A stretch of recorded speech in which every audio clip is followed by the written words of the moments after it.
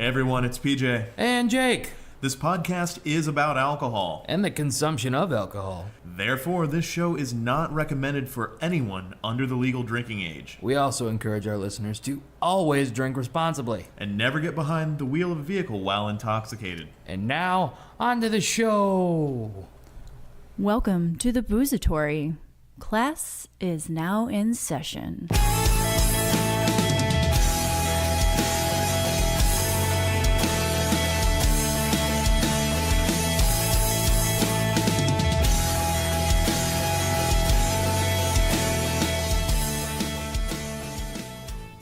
Crap, we did it again. Sorry, everyone. We made another episode. Oh, no. Episode part 2 of Bombshell Heroes. I'm going to just, apologize for every episode we make. I mean, that's been a running theme so far. I mean, I feel like you just need to apologize for you. We're doing all right on this side. Yeah, that's all right. Every time I go to edit, it's like, I did it again? Shit! All right, well, as always, how's it going, Jake? It's going good. Like I said, it's a two-parter. We're taping them both on the same day, and I still have to go grocery shopping after this. Yes, you do. We're going to see how that goes. We're going to hold you to that diet if you don't go grocery shopping. Yeah, because it's hard. And it's weird because there's a Trader Joe's by my work, and you can do okay there. I mean, there's also a Walgreens 2 blocks away. Yeah. I don't know, Walgreens salad, Trader Joe's salad. No, the Trader Joe's is definitely a better choice. However, I know myself when I get out of work, and I can assume that everyone else is roughly at the same point. You just want to get home. Popeyes is right there. This is true. There is a whole big box of Popeye's mac and cheese in the fridge right now. That's where I'm at right now. But yeah, we're on part 2. In the first part, we covered whiskey and tequila. Now we're on to the other 3 of the 5 kind of common spirits that we've covered already in the 101 series. And we have guests. I have a guest, not a comic, not a musician, just a friend I made a promise to. Shannon Bailey's here. Hi, everybody. How's it going, Shannon? It's good. Very excited. Again, not a comic, not a musician or anything. Great photographer. We'll put her photos at the end of the podcast. No, she does have connection to this. She was a victim of the death mojitos that I talked about in episode 1 that I made. Yeah, and we mentioned it briefly in the rum episode too. Yeah. Survivor, if you will. Oh, that was a rough time, man. And she'll tell you, they tasted fine. They tasted fine. You just got very drunk very fast. And you're not a big person. No. You're what I would qualify as a little person. Yes. Well, me and my best friend Natalie, who is barely shorter than me, we were both drinking them, and we were just... Was Tree there for that too? No. No. Yeah. She would have died. She is tiny. We're just the tiniest people drinking the worst. Drink. Yeah, don't use extracts as a 1 ounce ingredient in your drinks. They're meant for drops. There's a reason why they come in a dropper. Right. Yeah. All right, and we screwed off the dropper and just went. Blah, blah, blah, blah. And I think I remember him counting 1 Mississippi, 2 Mississippi. Dear God, man. You're lucky. You got lucky. Lucky. Yeah. I mean, Jake, you're lucky you didn't go to jail. I should throw you in jail right now for making bad We did that, and then there's a guy who was dishing out forehead kisses, and we're like, stop it. Oh. Jesus Christ. Yeah. Just a... A forehead kiss. Did he also play John Mayer songs on his acoustic guitar at the party? He probably sang them himself. I'm sure he did. They were at least going on in his head. Yeah. Probably crying in a bedroom somewhere, just... Yeah. And just like part 1, I've got Noah Roberts here with us from Chicago Distilling. Welcome back. How's it going, Noah? Glad to be here. Thank you, Jay and PJ, for having me back again. How was your little break between the podcasts? Yeah, the break was good. I had some excellent grappa at our neighborhood little towny bar. And a fantastic Serbian lager. Yeah. I had not had the chance to have before. I had that lager. That was a good one. It's a pretty good one, man. If you can find Ellen, Jelen, Ellen, try it. It's pretty solid. It's it reminds you a little bit more of a pale ale than most American lagers. It's got some hoppiness to it that's kind of cool. Check it out. It's pretty solid. And grappa, the drink that gets me drunk. You can also find Ellen on weekdays on NBC. But so let's dive into it. We've, like I said, we've got 3 more of the common spirits to cover, and the point of this is to kind of give you your best bang for your buck. Absolutely. So we're starting with vodka, and PJ, go ahead and lead us off on what we have. This is actually my number 2 choice. This is Smirnoff.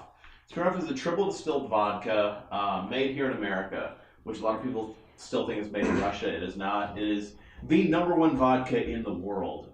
It wins 9 out of 10 vodka competitions and tastings all across the world because vodka is designed to be colorless, odorless, flavorless. It should not change the cocktail in any way. When you put vodka into a cocktail, all it should do is make it alcoholic. It shouldn't change the taste of it at all. With that in mind, it definitely meets those categories of being colorless, odorless, and flavorless. It does what a vodka should without doing anything else. And you said we had a Vodka 101 episode, and you even used Smirnoff to make martinis, right? Mm-hmm.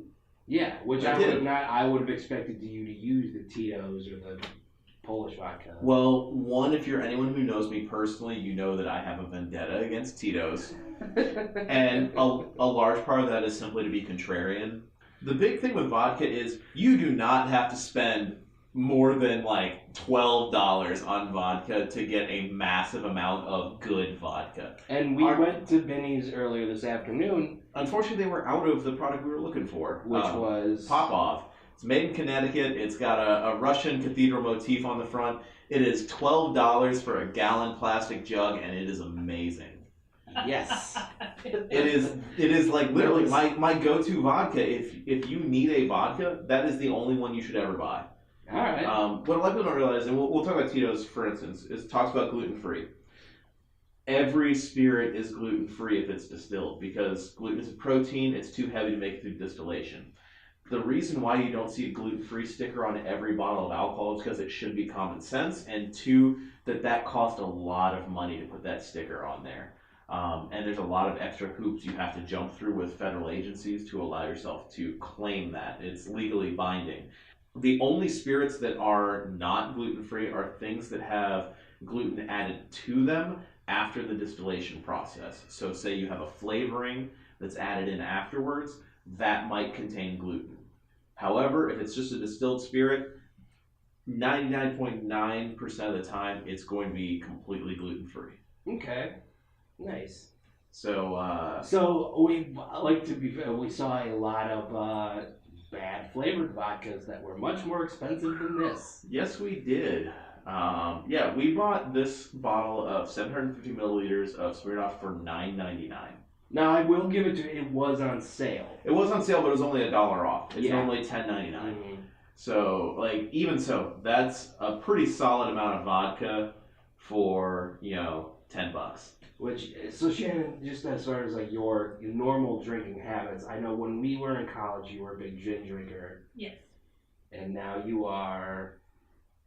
I would say I'm still a big gin drinker. Okay, cool. Awesome. So, I yeah. like you. Because we had our fair share of adventures in that, like, you indulged me in my Jaeger phase. I would indulge. I'll indulge in pretty much anything. Jaeger.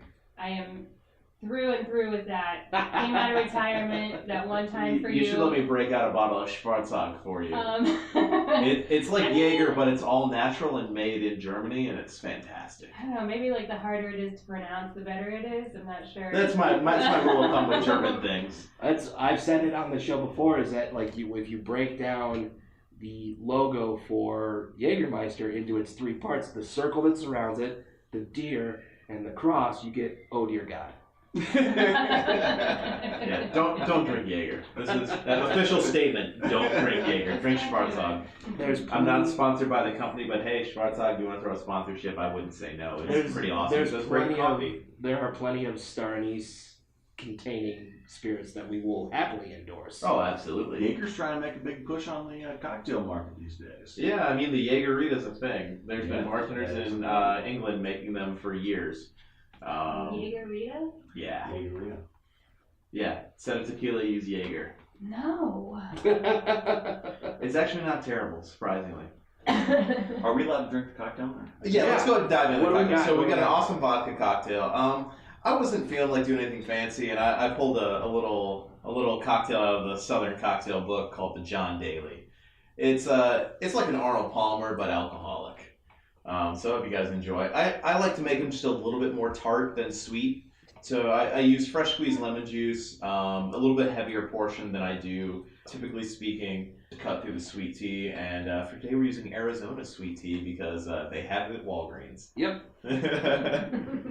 It's an Arnold Palmer, so you got your sweet tea, you've got your lemon juice, and then you just add vodka to it. And it tastes like an Arnold Palmer plus alcohol. And who doesn't love that? Yeah, it's fantastic. Just an alcoholic version of something you liked already. That's honestly what vodka is perfect for. It's, like I said, it's designed to not change the flavor and to add alcohol. Like, realistically, you sit down and drink this, you can't tell there's alcohol in this. Yeah, and I'm a big proponent of that. Shannon and I have been brunch buddies many a times. Big fans of the screwdriver. Love what they're doing with it. Love that classic just OJ, but hey, it's got a kick. So Yeah, that's good. OJ and vodka, man. That's the cocktail that I honestly use to like describe the reason why vodka exists. It's, you know what, I really love orange juice, but I'd love if orange juice could get me drunk. Have a screwdriver, it's going to taste exactly like orange juice and get you drunk. We've accomplished our goal, which is part of the reason why I don't dig on flavored vodka at all. Because vodka to me is the most versatile spirit on the planet. You can do anything you want with it. As soon as you add a flavor, it suddenly becomes like locked into a box. It's now like a thing that you can't mix with certain things. Where in its base form, you can put anything you want into it. If you want blueberries and vodka, just add blueberries to the cocktail. Shake them up, crush them down, whatever. It's good. It's going to be fine. Or use blueberry syrup. Many a college party where bottles of like Pinnacle Whip were getting passed around. And People are all about the Pinnacle Whipped and Coke. And they're like, it tastes just like vanilla Coke. And I'm like, why didn't you just buy vanilla Coke and put vodka in it? Yeah, look hard enough. You'll find a Walgreens that has vanilla Coke. Like all of them. I do have to say there was an evening many years ago when I lived in St. Louis, and for whatever reason, sorry. My friend Amy and I decided that we needed root beer and root beer flavored vodka, which I think only existed for a very short amount of time. Because not that I've sought it out since then, but I've never seen it since then. But I've definitely seen the root beer flavored Pinnacle. I just don't even know why you would just buy the root beer and buy vodka. Like, do you need It's going to taste exactly double the same. root beer? Just I mean, look, all right, so Noah, I want you to right now create a cocktail that uses root beer flavored vodka. Root beer flavored vodka. I mean, well, this is probably a little too highbrow for the Bottom Shelf Heroes episode, but there's a lot of Amari, which are kind of traditional Italian Sarsaparilla and Amaro, got it, yep. Okay. digestives, and so a lot of the botanicals they use in that would play very well with root beer flavored vodka. Maybe you go some soda and go that direction. Maybe Like you an go Americano? more old-fashioned. I did use a root beer schnapps once at I believe I had like a 50s themed party. Were you at that one? Yeah. And I made these root beer float shots with just root beer schnapps and Baileys. It turned out all right. Yeah, I was thinking Sazerac. Oh yeah. I was thinking Sazerac with a little bit of root beer vodka in it. I would drink that Sazerac. I'll play that game. I'd rather use sarsaparilla bitters, but I mean, I could use root beer vodka, I guess. Speaking of brunch, we found a really great brunch place today. Dude, we had an awesome brunch today. Shout out to Avondale Tap, man. You guys are doing an awesome job. And it's Keep it great up. because Shannon and I's brunch place, our original brunch place, closed. Dude, I was so couple sad years when ago. we went by that the other day, right? Well, that place closed too. Oh. 2 of my places closed. What other place closed? Horizon Cafe. Oh. Yeah. That was That a is sad. staple. But here's the thing, Halstead's was going downhill It was. for a while. But- Like we went, the last time that I went there before they closed, Shit was I had rough. ordered a fresh squeezed orange juice, and that juice came out gray as hell. Like, I don't know what oranges that came from, but Yeah. I mean, I can tell you, but you don't want to know. yeah. But no, that was our thing. Was we would go to Halstead's, a tachos, Get tachos. which for those at home, is imagine a plate of nachos, everything on them. With tater tots? Yeah. Tortillas, yeah. Those were at U of I, at the Murphy's Pub, those were the Irish nachos. Yes. Yeah. In Georgia, we call that a Fritos pie. You take the tater tots and you add Fritos with chili and cheese I'll play that. and jalapenos. I'm gonna interject here too. There's a place in Seattle I have not been to, but my boyfriend has been to, and there they call them Mexi fries. Wunderbar. Pop, soda, Coke, it's the same thing. But it's I would think that Seattle would be a little more politically correct than Mexi fries. Right. But, you know what? You know, whatever. They haven't seen a Mexican in 20 years. It's too cold and rainy. But as our thing is Sunday, we would go eat brunch, go watch football, and then drunkenly go to Marshall's. We had a couple of choices. It depended on how far we could make it. Yeah. It was, first stop was usually Pocket Puppies, to look at all the inbred tiny puppies there. Okay. It cost $8,000. And then we would go to Guitar Center. Yeah. And then we would go to because it's like that Marshall's, TJ Maxx, DSW. DSW combo. Michael's, that's what's in there. Yeah. Oh, We we would would make look it at there. we would look at crap stuff All so crap hard. shit all day. Just drunkenly going, I'm gonna make a fucking. I'm gonna make this wreath for Christmas. I'll make it. You watch. I'm gonna make it. Just armfuls of shit that just went in a tub. But I went through a phase where I would just go to Marshall's and buy underwear as opposed to washing underwear. Yeah, most people call that college. So we've all been there. So we talked about in part one kind of the definition of what the well is. What kind of vodkas are we finding in your well at your bar? So at my bar, I actually use Stolichnia as I have two different wells. So I have Stolichnia and I have Ceres vodka from Chicago Distilling are my two wells. Which most people, if I told them I have an ultra premium vodka as one of my wells and the number one vodka in the world as the other, they would be very confused. You can do it if you're smart about it. The reason why is I have one well that is designed for my cocktail well and one well that is designed as my call well. A called drink means you have told me exactly what you want and what you want in it. That's a called drink. You say, I want Stoli and orange juice, instead of saying I want a screwdriver. If you say I want a screwdriver, then I'm going to make it with what product I have in front of me, which is going to be my well product. If you say I want this specific vodka, it's a called drink. So, Noah, do you have vodka in your repertoire at Chicago Distilling? Yeah, Ceres. Absolutely. So the Ceres vodka is our Chicago Distilling Company's vodka. It is like Tito's, a 100% corn-based vodka. And again, like Tito's, this is based off of neutral grain spirit that we purchase and bring in. And this is sort of a byproduct of corn processing. So these large manufacturers like ADM will process this corn, and one of those uses that they do with that is creating industrial ethanol. So we take that 100% corn neutral spirit and we redistill that and sort of clean it up. So we're taking off some of the first components that come off during the distillation process. Which would be your imperfections. Yep. And this is where your methanol, your acetone, and those lighter alcohols will be. And then we're taking that heart's cut, which is the middle. So we're taking off the first component. We're saving the middle part. And then the hind end of that distillation is going to be Your tail cut. Exactly, our tail cut. So this has your kind of fusel alcohols, which are the larger alcohols. It's the stuff that burns. In the water. Exactly, yep. Now, correct me if I'm wrong, but if I recall from our Vodka 101 episode, the grain neutral is going to have a whiskey-ish bite. No. No. Okay. So you're gonna get into the weird space here talking about grain neutral. Okay. Because grain neutral can be a lot of different things. You're thinking of grain, which is wheat grain, versus corn versus potato. Mm. That's what you're thinking of. Mm-hmm.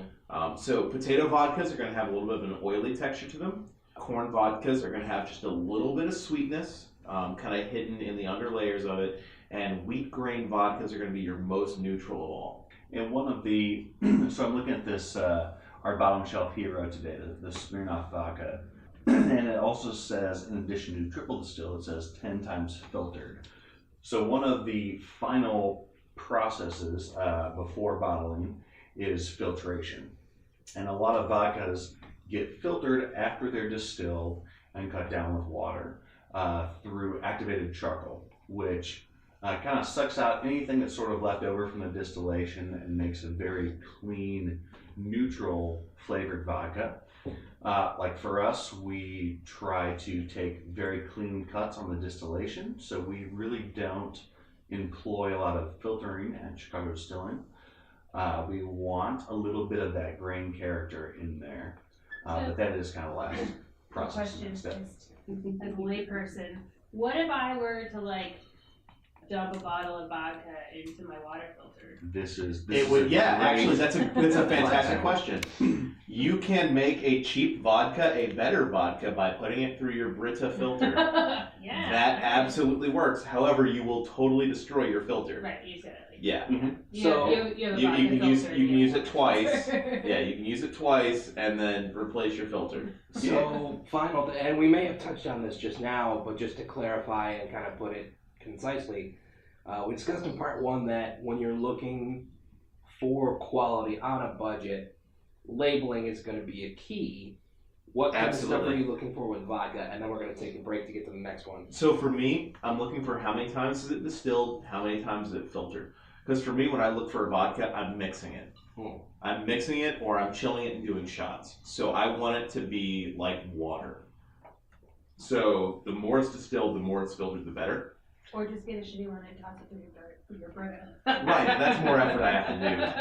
I mean, if I can get one that is the #1 vodka in the world for $10, it's a pretty solid pickup in my book. Yeah.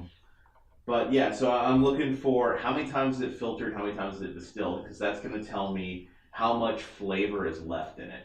Because before all that, it has a lot of flavor. It's something totally different. And then But flavor is not your goal. correct, with vodka, flavor is not my goal. I want it to be as neutral as possible. It should be like the cleanest water ever. Yeah, because I remember like when we were doing the vodka episode, like clean was a Big factor in vodka. It should taste clean. I should be able to open this bottle and smell it and not get anything but alcohol. And with this, you don't. Now, I'll pass this bottle around, and if you smell it, you won't get any sweetness, you won't get anything. Any grains, you're going to just get alcohol, is all you'll smell with Smirnoff, which is why it wins so many awards every year. Yeah, that's straight hooch. Yeah, it's just alcohol. All right, so I think we're gonna take a quick break and jump to the next one, and then we'll be right back. Absolutely. Oh, well, that's Jennifer, and that's Kristen, and Kristen. Stephanie, and But that's... with an I. Yeah, with an I. And an F. Yeah. Stefani and Delilah. And they're all here to drink mimosas, And just but get she stocked wants up. hers with peach, and she wants blueberry, and the other one's allergic to oranges, so she wants her mimosa without oranges. So, just a glass of champagne. Yeah, just a glass of champagne. Which is actually just my friend Amy because she is allergic to oranges, but it's always we also give her shit about that. She's like, I really want to do mimosas. I'm like, bitch, you'll die. Just get a glass of champagne. She knew Bellinis. She get Bellinis. Yeah. Yeah. Speaking Give of that which, peach puree. what do we got in front of us now? We moved down to gin. Are we recording now? Yeah. We're trying I to should record. probably put on a shit. fucking headset, right? Dear God, Jake. I like a natural face. That's the stealth approach. Dear God. I was gonna ask for some more water. I was gonna say I don't even have the bottle in front of us right now. Well, Or I'm gonna go water. get her water, and I will get the bottle, and I'll let you do an introduction while I'm away. Yeah, you better. Dear sneaky God. motherfucker. Yeah, I know. Give me a cue that we're coming in on this, man. That's rough. All right, so we're drinking gimlets today, guys. So gimlet, gin, sugar, lime, man. Just a little bit of sugar in this one too. Like I said, I like it a little bit dry, a little bit tart. That's kind of my MO when it comes to cocktails.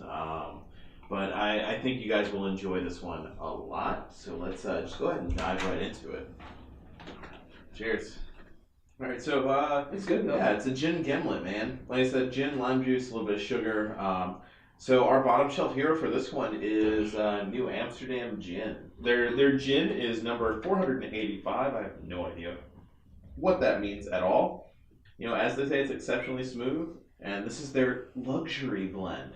Now, like we said, we typically want to avoid blend when it comes to spirits. However, you stop avoiding blend when you're talking about gin and vodka. Because when we were talking about whiskey and talking about blend, we wanted to avoid adding vodka to make it whiskey. With gin is already vodka. It's just vodka that's been infused with juniper berries. You can infuse vodka with anything, but as soon as you add juniper berries to it, it's suddenly gin. Point blank. You can do anything you want to it after that, it's still gin. As soon as there's juniper berries into it. It's just super, super approachable. I think we picked this one up for $12 for 750 milliliters. It's a great cocktail gin. It's not necessarily what I would classify as your perfect martini gin, but for gin and tonics and for gimlets and cocktailing, this one works great. Nice. It's what I've come to expect from gin. Mm-hmm. Being new to it, as someone who's been drinking gin, how are you feeling on this? I would say this is probably one of the better like bottom shelf gins. It's not too, as most people say, Christmas tree-y. Right, absolutely. I think also this cocktail, the sugar somehow makes it cuts that ginniness of it, and it also makes it almost like creamy on the palate. But yeah, New Amsterdam has never been one of my go-tos before. I'm very much a Hendrix or a, New Prairie, the organic gin. Prairie, the organic, Prairie, yeah. You were the culprit in my my night of the case of the missing Beefeater. Oh, I did go Beefeater one night. That's very true. I actually like Beefeater a lot. Beefeater was Yeah. a go-to for me for a while. Yeah. It's a solid London dry. Yeah, no, we had a night where one of us had acquired a bottle of Beefeater and it was gone too quickly. It was gone. And we're like, where'd it go? Shannon is where it went. There was- Now I know who it was. There was soda water, and it was there to be drank. So. Beefeater is one of those gins that I feel like was definitely a bottom shelf hero, but now is sort of getting resurrected by cocktail bartenders. So Because it's a very solid counterexample, that very it is. juniper forward. It is like London the dry stuff. it is the like idyllic London dry. It's super affordable, especially in a bar. But the reason why you're seeing it everywhere is because of who owns it and who markets it. And it's very large conglomerates are handling all of that. So that's why you're seeing that everywhere. It's definitely like a very large corporate gin. Back to the price point. Yeah, back to the price point. That's the thing. Like, when you are drinking bottom shelf heroes, you're drinking something that's owned by a very large company. There's no way that an independent distiller is going to be able to produce a product at a low price point. It's just not going to happen. So for these bottom shelf heroes, these are all owned by somebody bigger than them. Whether it's Bacardi or Diageo or Remy Cointreau or whoever it may be, someone owns that company and is paying for it to be cheap. Fair enough. So I have a question relating to everyone's disdain for flavored vodkas. Mhm. I am very interested in all of the botanical varieties Mhm. for gin. Yeah. Aside from the difference that the flavors of vodka are just these like shitty sort of candy-like additions to the vodka, what are they doing? Like, what is the process actually for gins for those like botanicals, I guess? So I'll let Noah take that one, as he works with a distillery that makes one of my favorite gins in the world that utilizes, if I remember correctly, pink Szechuan peppercorn, right? We definitely use some Szechuan peppercorn. The big difference would be a lot of times the flavored vodkas, they're just using a commercial extract, which is, it might be natural, but probably kind of just an artificial extract that they're adding into that vodka, and a lot of times sweetening as well. Gin is a really cool spirit category because beyond that juniper component, like PJ talked about already, it's pretty wide open. The London dry gins, like those Beefeaters, Tanqueray, Bombay, those have kind of one flavor profile that's very juniper forward. Usually there's coriander, orris root, orange peel, but very juniper forward. But a lot of the American distilleries and the Scottish distilleries like Hendrick's and even Australia and New Zealand is getting really big into the gin game right now, are kind of playing around with different botanicals to complement. So like for us, we're extremely heavy on Szechuan peppercorn, cardamom, hibiscus, and just kind of like the different botanicals that we thought would make an interesting gin. And there's a lot of folks doing the exact same thing. I was going to say, on our gin episode, I actually did a hibiscus gimlet, which is just like the gimlet we're having now, but I used a hibiscus syrup with the Finn's gin because I felt like those flavors played very well together. I didn't actually know there was any hibiscus in the mash bill for that at the time, but it's fantastic. And what did we say the price on this was again? This new This one we got for $11.99. Okay. For 750 milliliters. And if we can just demystify the whole gin process real quick, you're essentially starting with vodka. Usually it's a neutral grain spirit.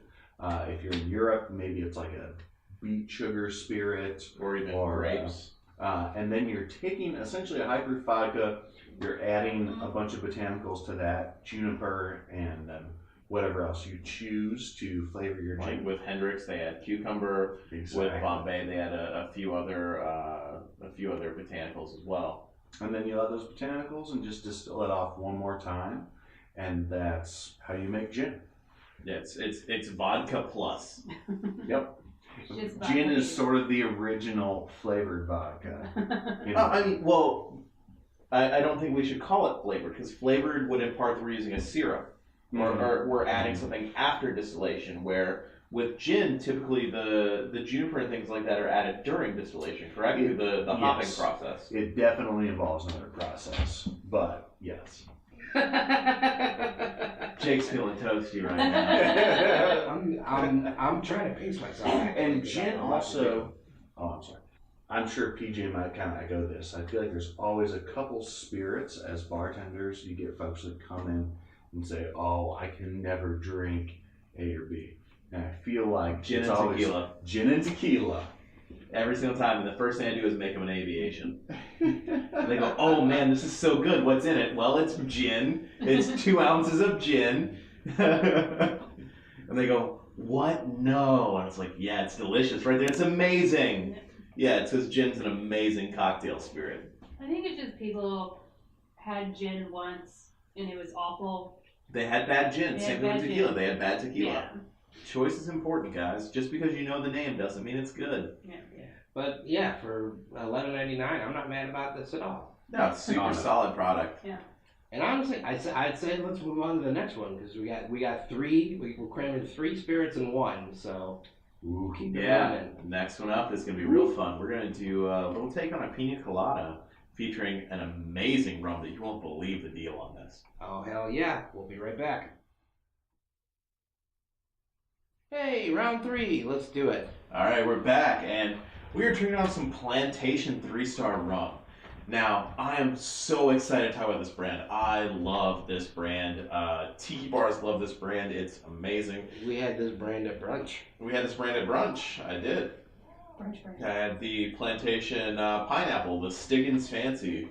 It's a wonderful product. You want to explain that process? Just because it's a cool process. Yeah, so basically what they do is they use Victoria pineapples, which are like massive. They're you know, Human size. Yeah, they're about half the size of the average person. These pineapples are huge. They're nuts. Crunch yourself up in a ball. That's the size of these pineapples. Yeah, they're crazy, and so they use those to infuse the pineapple, and it's freaking wonderful.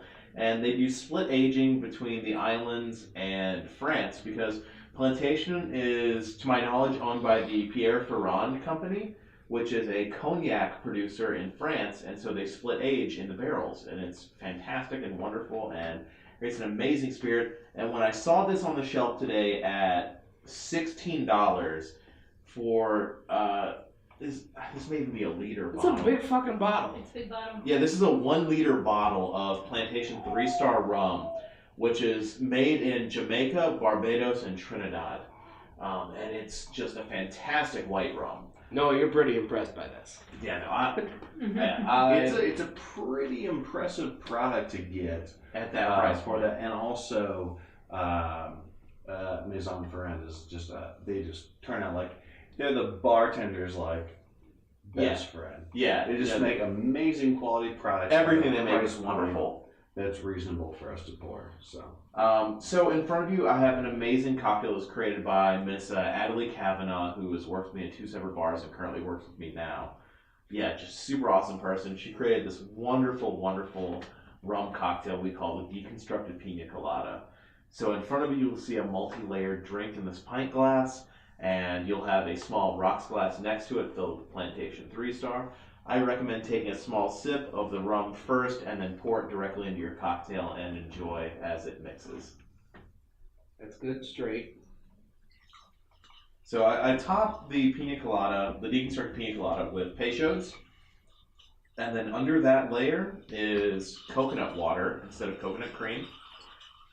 And then below that is a little bit of simple syrup and pineapple juice with lime juice as well. So everything is kind of multi-layered and will slowly mix together as the alcohol gets into it. That's a whole lot of stuff going on. Yeah, it's real awesome. It's got a lot of really cool flavor. You'll notice mine's a little bit more red than everyone else's because I really love Peychaud's bitters, so I threw a few extra dashes in mine. Fair enough. Shannon, how you feeling about this? I like the rum on its own. It doesn't actually taste like other rum. It doesn't taste like Bacardi. It doesn't taste like that. So one interesting thing, Bacardi, we're talking about Bacardi Superior, right? The clear one? Yeah. So that's made in Mexico. A lot of people don't know that. They think, oh, it comes from Puerto Rico. No, it's Bacardi Superior is made in Mexico. I know that directly from the Bacardi company. They've told me. I had like sit down meetings with them talking about some other rum stuff going on. Bacardi has some amazing stuff happening that's coming out soon, if not already out by the time you guys hear this. But they got some really cool aged rum expressions about to happen that they debuted to us, to a select group of bartenders here in Chicago. Yeah, I mean, you had a conversation with our bartenders at brunch today about the resurgence of rum. Yeah, dude, I think rum's about to hit a real big spike. I think I'm seeing a lot more bar menus featuring rum cocktails, where before people just thought about rum as the sweet drink.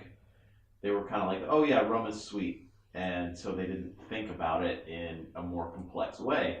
And so rum makers just kind of made that until bartenders wanted something more from rum. And then as soon as bartenders wanted something more from rum, rum had it there to give. There's a lot of complexity and a lot of depth across the entire field of rums and a very rich history dating all the way back to like Iran is to my knowledge the birthplace of sugarcane distillate. But yeah, no, the first distillery in America in 1644 was in Philadelphia and Boston, actually, and it was a rum distillery. The first distillery in America made rum because that's what they were drinking on the Mayflower. That's what they were drinking on the way to America. In fact, on the Mayflower was one of the family members of Bacardi.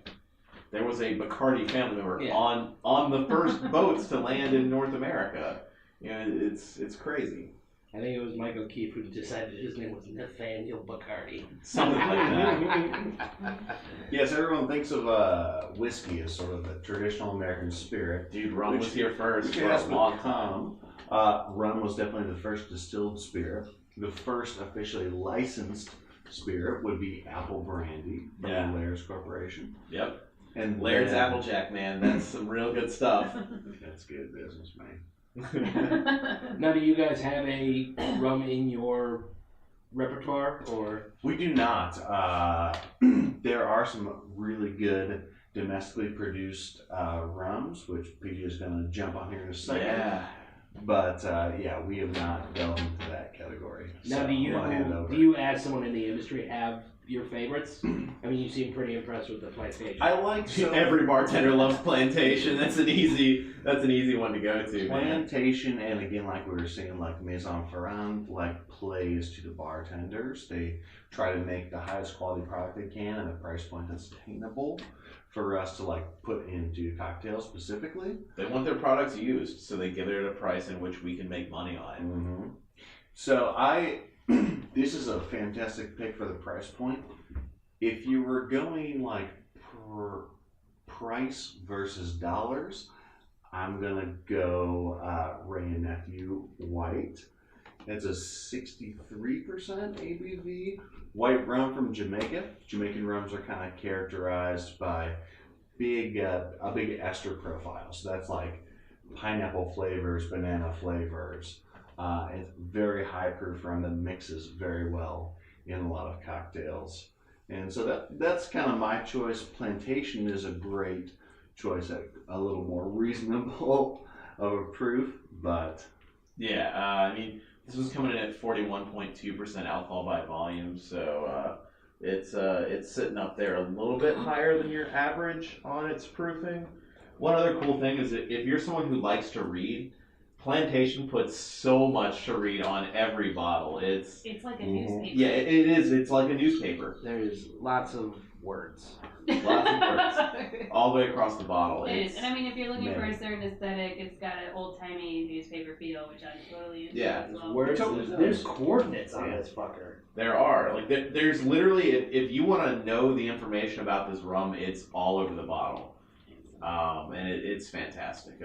That's part of the reason why bartenders love it so much is that they can kind of just grab the bottle and read it and know what they need to know, and in depth. And so that's kind of a wonderful thing that we look for as bartenders is how does the bottle look on my shelf? Are your eyes drawn to it? Is there something unique about it? If you guys look at this bottle, you'll see that there's like a pattern kind of in the background of it. So they actually take the sugar cane and wrap it around the sugarcane husks, which is what those lines are seeing is where the weather has affected and the sunlight has affected this label where the sugarcane was wrapped around it. And it leaves like a tan line essentially. It's kind of really cool. Nice. I've got another bottle in the kitchen that I can show you guys in a little bit, the Heineken from them, which still has the sugarcane wrapped around it.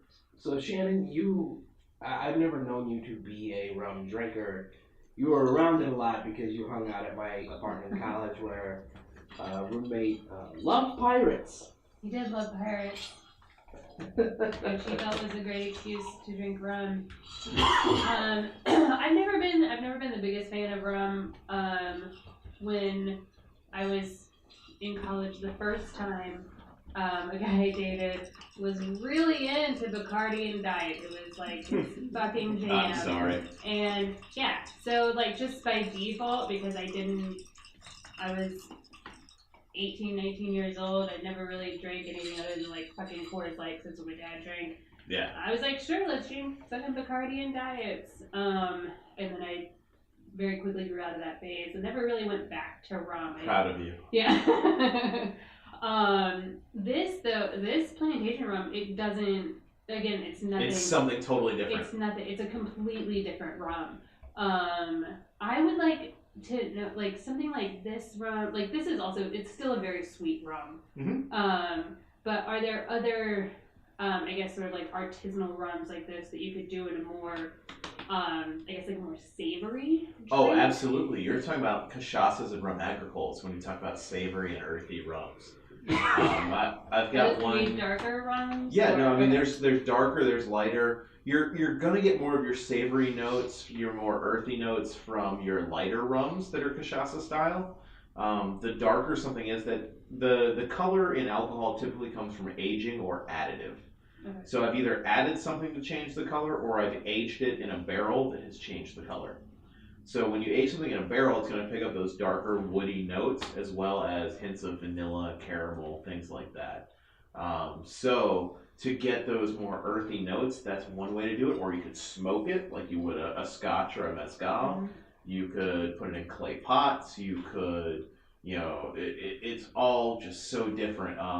But one of the things with the Tailwinds as opposed to this is Tailwinds is made with first press cane juice, which is very similar to the taste you would get from a rum agricole or a cachaça, which is Brazilian rum, where they wild ferment the rum immediately. Instead of pressing it into a cane juice, they just take the sugar cane and let that ferment naturally. So it gets real weird, and they actually call it funky rum.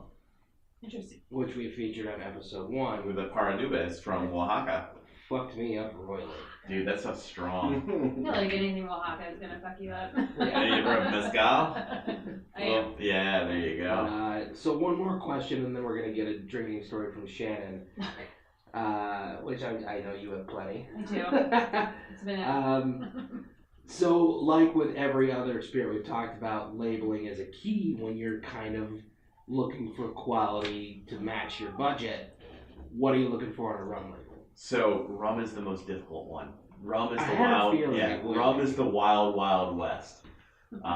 There's very little rules when it comes to rum. It has to be made from sugar cane. Okay. That's about it. Alright.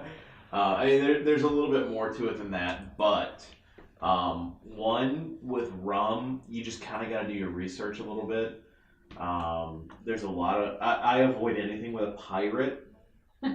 If it has a pirate or Always a a good idea. I feel or a like that's tattoo artist it's or a general rule. a in celebrity, life. just Yeah. don't buy celebrity alcohol. It's usually a bad idea. Just general rule of thumb: avoid pirates. Yeah.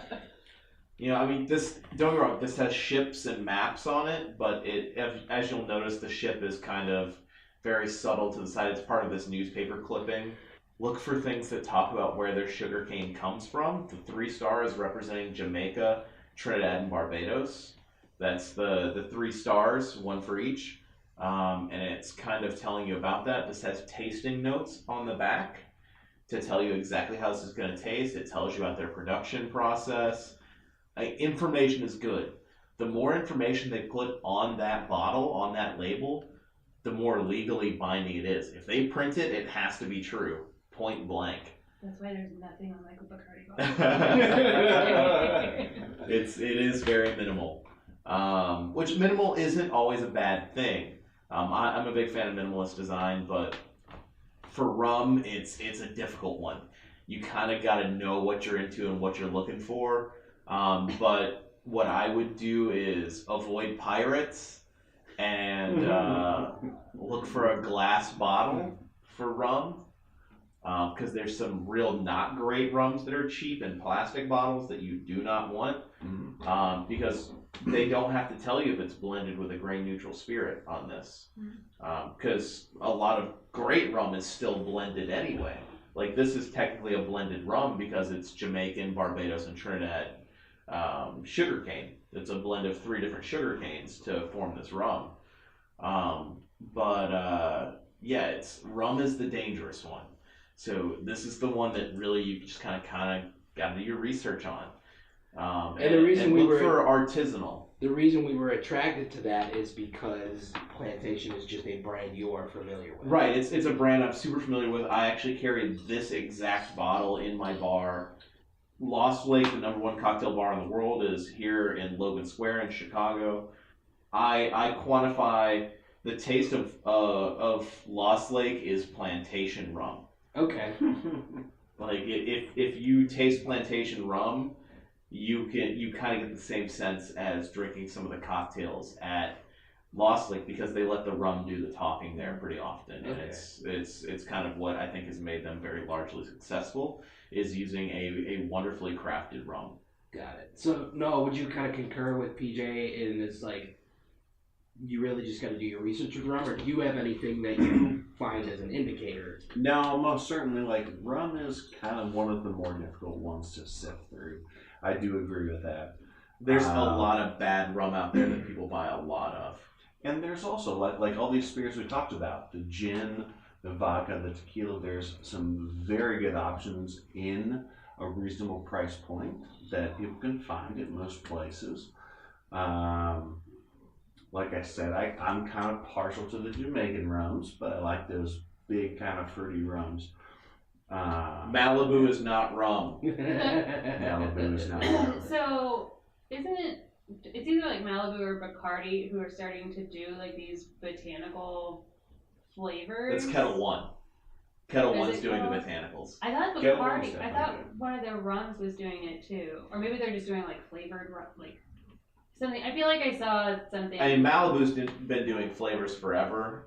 Kettle One is the ones doing the big push on Kettle One botanicals. Yeah. What they're doing is Kettle One is actually the Knowlitz distillery, which for a long time was the #1 gin in the world.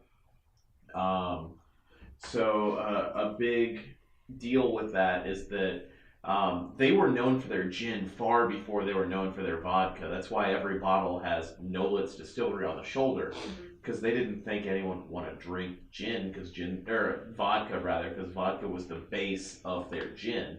And then people wanted vodka after 1958 in America when the lines were uttered, "I'll have a martini with vodka, shaken not stirred," Right. which ruined the entire American cocktail scene and cast us into a realm of darkness until 2016, where whiskey became the #1 sold spirit in America again.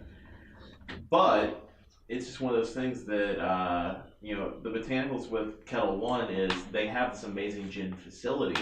So instead of adding sugar flavorings to the vodka, they're dry hopping it in during the distillation, Like like a gin. So it's creating the flavor and giving you the natural taste without adding any sugars or carbs or calories or any of that, because they're not adding garbage to it at the end. Right. They're doing it ahead of time, which costs them more money but produce a better product. Right. I would say, because I thought it was like Bacardi that was doing it, because it was like just. No, you it's, like gotta hop it's on that train. Kettle One, which is owned by the Diageo company, which is Diageo and Bacardi are the two largest liquor conglomerates in the world. Oh. So they own almost everything, which is why it's very easy to get confused between those two. Yeah. A lot of our Instagram followers tend to be Diageo reps. They've got a lot of reps. Don't get me I'll wrong. take it. But yeah, so I think we'll wrap this one up with a favorite drinking story from Shannon as she sips on one of her 3 cocktails. I'm down to 2. Okay, It's the rum first one. and gin. All right. All right. So in the spirit of this bottom shelf heroes, we're gonna go way back to the aughts, I guess. I don't know. So I was living in St. Louis, and I'm sorry. one of my St. Louis is fine. I'd say you had pretty good roots in St. Louis. You were I do. you worked for the Schlafly Brewing for a I while. did. I worked for Schlafly Brewing there, Ooh. which I'm a huge fan. They're like, I don't know. The people there are great. Not Phyllis. Not her. Everyone else, though, is Everyone else, though, is amazing. But screw you, Phyllis. Screw Phyllis. Yeah, so I worked at Schlafly for a couple years there. But, so this was actually before anything in St. Louis. Me and my friend Anna, who is still one of my very dear friends today, she and I would frequent this bar called the Tin Can, and all of the beers at the Tin Can are served in cans. There is nothing on draft. There is Good. nothing in bottles. Even the wine that they have came in a can. Nice. Um, I totally approve of someone like committing to their theme. yeah, and The it was concept is important. yeah, and they had 3 locations. They were all equally as divey. It was a great place. They had a sort of like members club where if you drank all of the beers that they have, then you get a golden koozie. So my friend Anna and I, she had a really good friend Pat who worked at the Tin Can downtown in St. Louis, so we would go there after we got off work. And Anna, at this time, I had only been in St. Louis a matter of months. I was not by any means the seasoned drinker that I am now. Anna, however, was, and we started our beer list at the same time. So we got just buckets of beer, 2 of each. I think we had like it was like 6 or 8 beers in a bucket, and we started with like fucking like Bud Ice like all of the ice varieties we started with. Oh. And you had to get him That's out of the rough. way. You had to Yeah. get him out of the way. Knock out the bad ones first. So, one particular night we had gone through probably like 2 buckets of beer, and we were there after hours. Pat was like closing down the bar, and we were just being obnoxiously drunk. And Pat was like, "Why don't we like stop like tearing apart this bar that I have to come back to in the morning, and like we'll just go back and hang at my house." He's like, "My roommate will be home soon, like we'll just fucking continue this party." We're like, "Cool." So we get to his house, and he only has like limited beer in the fridge, but he's like, I'm literally just sitting on his counter, and I'm like, "Can we just open up this bottle of Jack? Like, let's just fucking get it over with, do a couple shots, and whatever." And he's like, "Sure." So we do 2 shots of Jack, and then he like pulls out a bottle of Jameson, and I like get pissed that he didn't like pull this out before. So we do 2 shots of Jameson. Dear God. So you are Just you had what was it 7 beers times 2, so you had 14 beers. Yeah. And then you had 2 shots of Jack and 2 shots of 2 Jameson. shots of Jameson, which I am at no. You're a small person. That's a lot of alcohol. It's a lot of alcohol, and at this point, I'm a large person. That's a lot of alcohol. In no position am I equipped to handle anything like this. And so I'm still fuzzy on like how we get to this point, but I decide to stand up on the bar stool in Pat's kitchen, and I have on knee-high fry boot, like riding boots. And I stand up. He had said something, and I was like, whatever, like I'm badder than you are. So I stand up on this bar stool. Fuck you, Pat. Exactly. Stand up on this bar stool, and I drop kick him. Like, I just fucking, I don't hit him in the head, but like shoulder, like just heel to the shoulder, and I just fall like straight to the floor. My friend Anna scoops me up. Like, It's a long fall for you. it's a long fall. Like, it came from like a bar stool. My friend Anna scoops me up and like literally throws me over her shoulder. She's like, "Pat, we'll see you later," and we just fucking like book it out of the house. So Anna drives us home. Whatever. Fast forward to about 3 years later, Pat and I are in the same like intro photography class at St. Louis Community College. Hey, you're that dude I drop kicked. Hey, buddy. Hey, So we got this group assignment.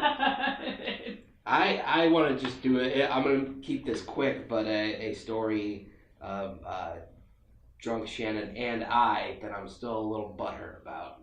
Jay? St. Patrick's Day of 2013. Go on. This is And I was having a very St. Patrick's Day. I was in Wrigleyville. I was at the Metro. I was seeing the Tossers play. Pretty standard, just drinking Murphy's Stout, having a grand old time. Mm-hmm.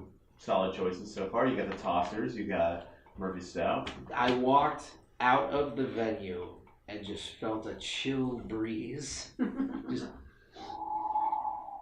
it was like something's gonna happen, and I get a text from me. From Shannon saying, not politely, by the way. No, not by any means. It could have been, "Hey, we saw on Facebook that you were by at the Metro, and I was wondering if you could make a stop for us." Instead, it read in all caps, "Bring us Taco Bell. We know you're up there." So my friend Natalie and I, You had a rough day. our friend Natalie and I, had gone out for St. Patrick's Day. We started with Irish breakfast. We started at like 8 a.m. And it was you Nice. two and Megan. It was us two and my friend Megan. And all three of you were in a rough form. It was bad.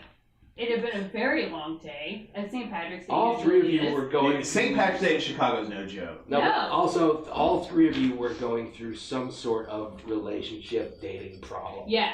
It was the worst combination of anything to happen. We'd started out the day and we were like, this is gonna be fine. We're doing like Jameson shots, we're eating Irish breakfast, we're at Megan's apartment, it's like fucking great. Stealing it's cool. glassware from bars. We go Megan's girlfriend at the time and like half of our friends wanted to go downtown to watch them dye the river, which if you've ever done, it's anticlimactic. It's real boring. It's just all of a sudden it's green. Yeah. That's it. So we're like watching it and Megan and Natalie and I are like, this is kind of lame. We don't want to stay down here. We're going to go back up to like Boys Town and like go to fucking Sidetracks or Then get drunk at the boys' bars. Yeah. Megan's girlfriend. Dangerous place on St. Patty's. It is. Surprisingly dangerous. It is. Because there's scary straight people mixed in and you don't know who they are. Exactly. if you haven't seen the police blotter for Chicago on St. Patty's Day, it starts at 8 a.m. in Wrigleyville. Yeah.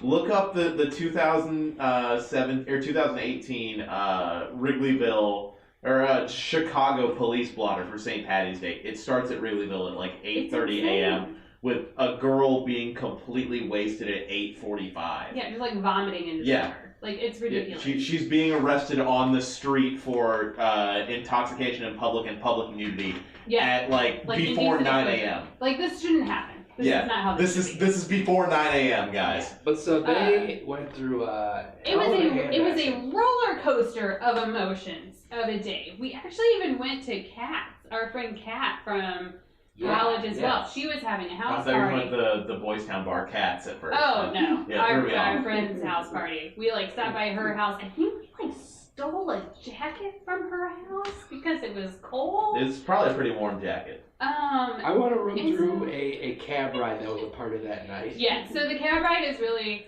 the cab ride is the best part because there are multiple people crying in the There are multiple people crying in the cab, but we took multiple cabs that day on 2 occasions. We got the same cab driver. So we get the first... Which is nuts, because there's a lot of cab drivers in that area. It's a ridiculous thing to ever have happen.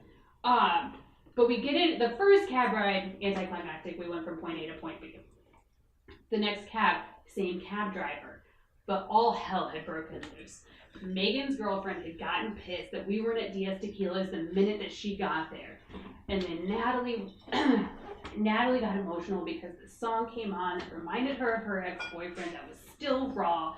And I'm in the front seat and I'm trying to explain to the cab driver. And I'm like, just emotional because my friends are emotional and everybody's drunk. And he's like, everyone's crying over boys. And I was like, Natalie is crying over a boy, but Megan cries over girls. And he was like, I don't give a shit about you. Like, we're here. Get the fuck out of my cab. And we're getting out. And so These fast two forward, fucks like, are laying in a bed in Lincoln Park watching West Wing. And one of them says... It was Law and Order. It was probably Law and Order.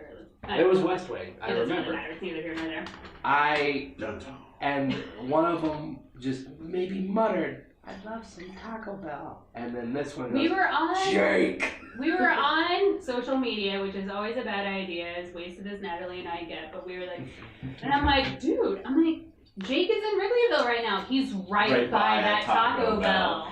So which, as everyone knows, the Wrigleyville Taco Bell is the best Taco Bell in Chicago. It's the fucking best. The only one that's better is the one in just outside of Logan Square that is the Taco Bell Cantina. Oh, the new one? The or new the one one down in Wicker? I haven't been to the new one in Logan. Yeah. I should check it out. So but there they have alcohol. That's right by my workplace. Well, yeah. They have alcohol. You can get a Baja Blast margarita.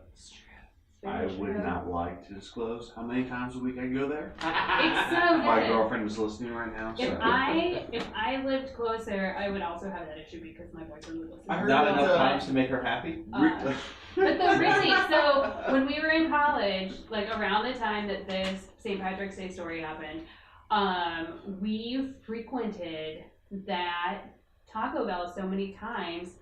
Oh, because Justin lived right by there. Yes. I was dating Justin at the time.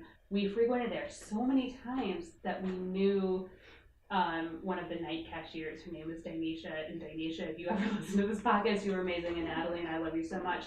She remembered us from the first time that we met her. And anytime we would go in, she was like, Natalie, Shannon, welcome back. Like, she was fucking great. Nice. You're a Taco Bell employee. Yeah, like, that's amazing. Yeah.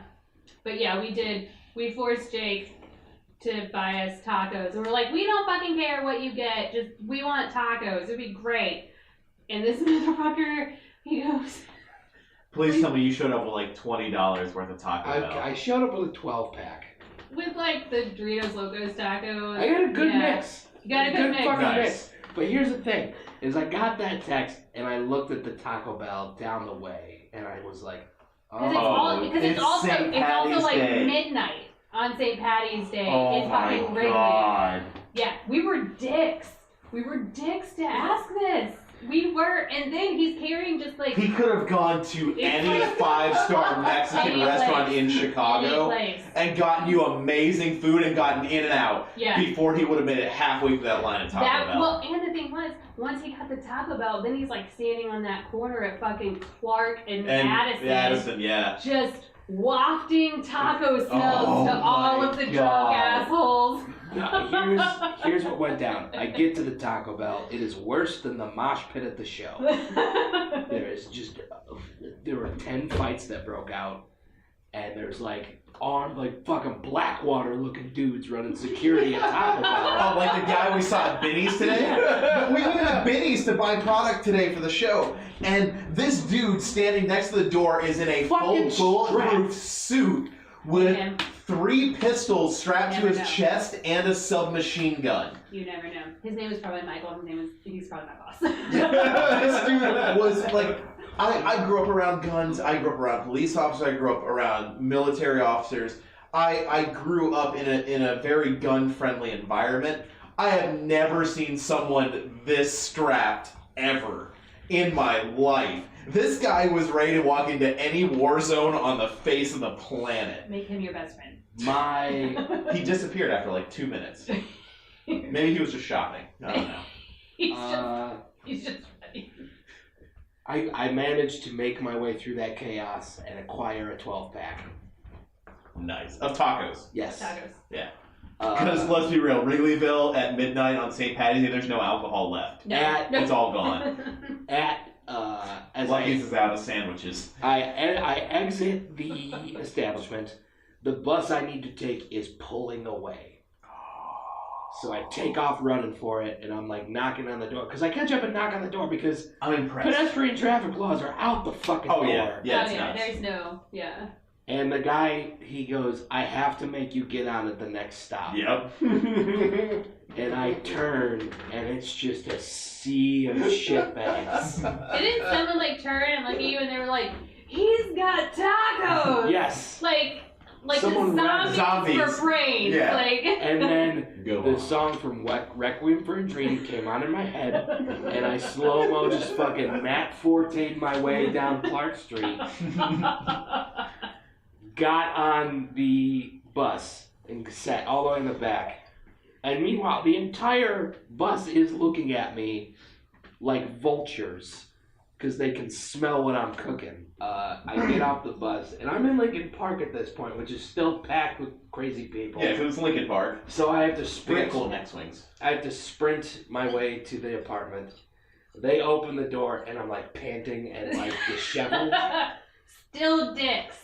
Remember, we're still dicks. And what did you say when you saw me? Did you get tacos? Hey, Not high. you knew the priorities. Not hi. Not hey, how are you? Did you make it here alive? Did you Where's bring the fucking tacos? tacos? And then I things first. held up the 12-pack and I'm like, fucking finally.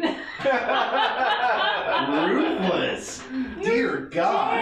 Because it's midnight and we're Mercenary. still wasted. And yeah, we're dicks. And it's the part like they're eating tacos and watching whatever show. Law and Order, West Wing. Who Look, cares? Reasons why Jake is the best person to face the planet. He delivered drunk tacos to girls on St. Patty's Day that he wasn't dating. 100%.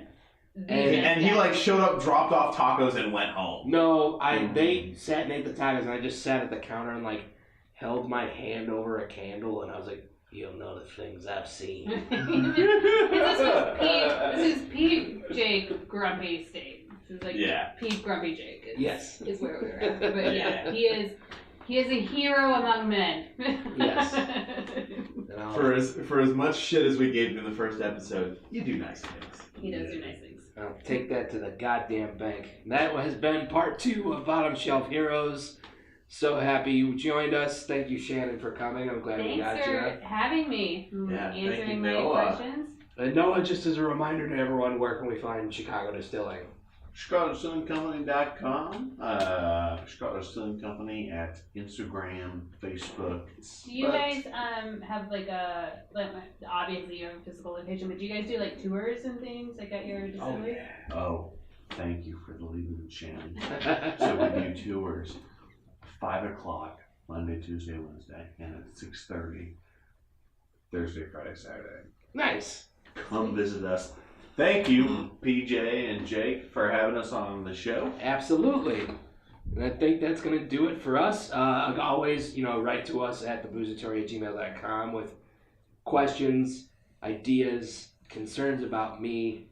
I'm going to help Jake with his diet. I'm here for meal prep help and exercise motivation. And thank you to Shane Goss and the band Fair Shake for their song for our theme song. Yes, and also, follow us on Instagram. Instagram is a big one. It's kind of your visual element to what we got going on here. Absolutely. It is. They do great previews of episodes. I just watched the whiskey one, which Thank is you. awesome. Thank you. Yeah. We put a lot of work into that, and we're pretty happy about it. Nice. All right. We'll see you next time. Thank you.